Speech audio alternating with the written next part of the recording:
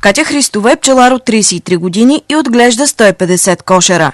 Според нея отлагането на забраната за използване на опасни пестициди е пагубно за развитието на пчеларството в България. Още 2 години ние ще останем без пчелни семейства. Миналата година, по това време, пчелните семейства толкова голяма смъртност имаше, а тези, които оцеляха, просто бяха с жалко съществуване, много слаби. Ние сме много разтревожени, защото пчелите заминават. От 1,5 милиона преди 20 години, сега в момента са около 4-500 хиляди пчелни семейства. Крайно недостатъчно.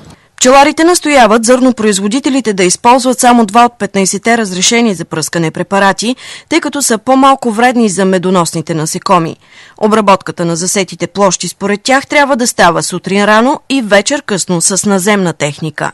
Това не се спазва, дълбоко, дебело подчертавам. Не се спазва, защото не им стига времето, но не се съобразяват с нас. И отделно от тези неща, които ние страдаме, синдром на празния кошер, кърлежи, други работи, и това ни отделно, което убива пчеларство, директно казано.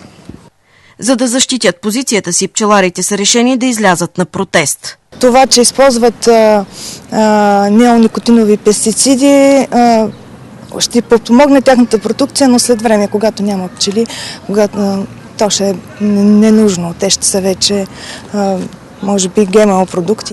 Пчеларите от Търговище ще протестират на 16 април пред сградата на областната управа и в столицата на Международния ден на земята 22 април.